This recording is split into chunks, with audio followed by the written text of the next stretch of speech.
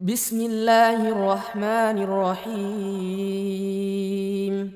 तो मैं ये अर्ज़ कर रहा था कि अल्लाह तबारक व तआला ने इसकी नफ़ी की है रहबानियत। हाँ, मैं ये कह रहा था कि जितने मज़ाहिब में यहाँ रुक कर जो मैं बात बयान कर रहा था रहबानियत के तनाजुर में, कि आम तौर से जब इंसानी जहन व दिमाग ने अपने तौर से ये तसव्वुर किया, ख़याल किया कि हमें अल्लाह की क़ुर्बत हासिल करनी है, रूहानियत और अखलाक को आला बनाना है, सआदत बंदी हासिल करनी है, तो इंसानी दिमाग ने जब भी ये सोचा, गौर किया, तो कहीं इफ़रात और कहीं तफरीत में पड़ गया। इफ़रात ये है कि दुनियादारी, आखिरत और रूहानियत को जब तरजीह दी तो इतनी शिद्दत इख्तियार की कि दुनिया के हुकूक और तकाज़ों को अक्सर फरामोश कर दिया। इंसान की जिस्मानी और मादी ज़िंदगी की ज़रूरियात को दबाने की कोशिश की। हाँ, हिंदुओं में या जैनियों में योनिया कहा जाता है। आपको भूख लगती है, आपकी शहवानी ख्वाहिशात हैं, हाँ, आपको फ़ला चीज़ की लज्जत चाहिए, फ़ला चीज़ चाहिए, तो ये योनिया है। इन योनियों पर कंट्रोल करना उनके मज़हब का अहम मकसद है कि आप भूख लगी है, खाना ना खाएं। बीवी की ज़रूरत है, बीवी को शौहर की ज़रूरत है, वो उस पर अपने कंट्रोल कर ले, अपने आप को उससे वो उस ख्वाहिश को मार देवे। इस ख्वाहिश को मार देना, ज़रूरियात को मार देना, इसके लिए कमाई ना करना, सिर्फ ध्यान में लगना, यहाँ तक के त्याग देते देते कपड़े उतार देना।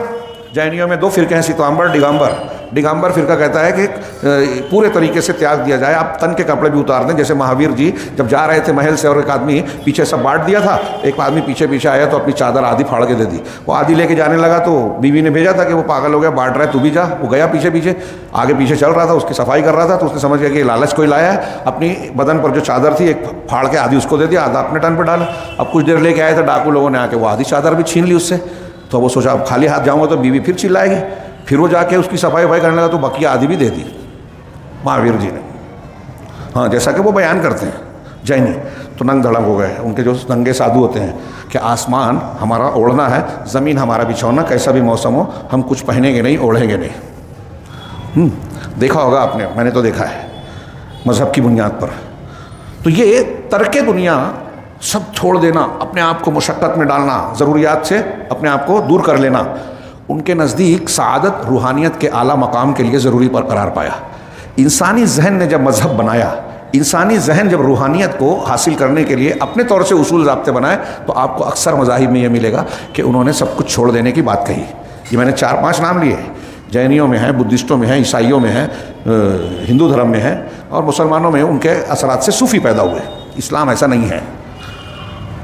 इसके बिलखिलाफ़ जिन लोगों ने देखा कि अरे सब कुछ छोड़ छाड़ देना ये तो बुरी बात है, तो इसके रद्द अमल में कुछ लोगों ने कहा कि हम इंसान हैं, हमारी ज़रूरत है। आज के जो अफकार नज़रियात है, सोशलिज्म, कैपिटलिज्म, फ्राइड का जो है इबाहियत वाला नज़रिया कि इंसान दूसरे जानवरों की तरह है, दूसरा जानवर खाता पीता है, नर मादा एक दूसरे से मिल लेते हैं, कोई पाबंदी नहीं होती, शादी ब्याह और पसंद नापसंद और ये सब कोई ज़रूरत नहीं है। जैसे नर मादा जानवरों में मिल जाते हैं, वैसे इंसान एक दूसरे को देख कर मिलने में कोई हर्ज नहीं, बिला वजह की कानूनी पाबंदी कि उससे शादी नहीं कर सकते और शादी करना ज़रूरी है, नहीं। एक लड़का एक लड़की, कोई भी रिश्ता हो कैसे भी हो मिल सकते हैं। आज वो फ़लसफ़ा यूरोप के बहुत सारे नज़रियात में आपको नज़र आएगा, सार्टर का कानून, फ्राइड का नज़रिया और जदीद दौर के जो यहूदियों के ईजाद करदा मुख्तलिफ नज़रियात है उसमें मिलेगा। एक तरफ सब कुछ छोड़ देना, एक तरफ सब कुछ जिस्म को समझ लेना, रूहानियत और अखलाक को छोड़ देना।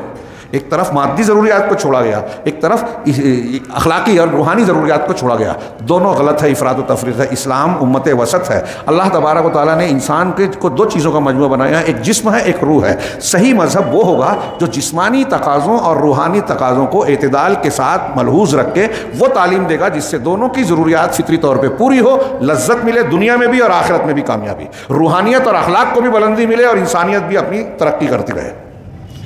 चुनांचे जो कहा गया कि तहारत शत्रुल ईमान, तहारत आधा ईमान है, नहीं समझ में आती है तो लोग रद्द कर देते हैं। हमारे डॉक्टर जाकिर नाइक ने कहा कि हदीस ही नहीं है।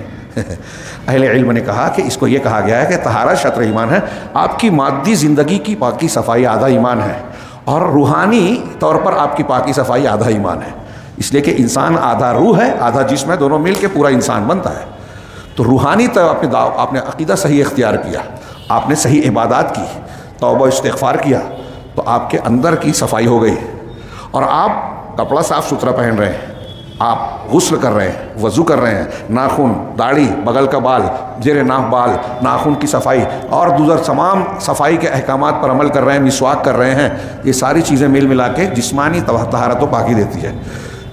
अल्लाह तबारक व तआला के दीन ने दोनों की रियायत की। ये जो मैंने बहुत मुख्तसरन जिक्र किया, ये एक ऐसी हकीकत है कि अगर आप इसे पढ़ें और गौर करें तो दुनिया में इस्लाम की हक्कानियत आपको चीखती चिल्लाती नज़र आएगी। और ये चीज़ जब कोई गैर मुस्लिम पढ़ता और समझता है तो इस्लाम कबूल करता है, और मुसलमान इसको पढ़ते ही नहीं है, समझते ही नहीं है, इसकी कदर को पहचानते ही नहीं है। उल्टा आज हम देख रहे हैं कि यूरोप और मगरिब की खोखली तहजीब की चमक दमक को देखकर हमारे बहुत सारे मुसलमान मुतासिर होते हैं। और हैरत अंगेज़ बात यह है कि हमारे यहाँ इर्तिदाद है, उनको देखकर उनकी तरफ लपक रहे हैं हमारी नई नस्ल के नौजवान लड़के और लड़कियां, मोबाइल से, फिल्मों से, टीवी चैनल से मुतासिर होकर, और वो ज़राए जो उन्होंने इख्तियार कर रखे हैं, और उनके यहाँ के लोग जो इस आज़ादी और आवारगी के बुरे नताइज को भुगत रहे हैं, वो इस्लाम की तालीमात से जब रोशनास हो रहे हैं तो वो इस्लाम कबूल कर रहे हैं। यूरोप और अमेरिका में इस्लाम कबूल किया जा रहा है, और हमारे यहाँ यूरोप और अमेरिका की तहजीब और कल्चर कबूल करके इस्लाम को छोड़ा जा रहा है। उल्टा मामला चल रहा है।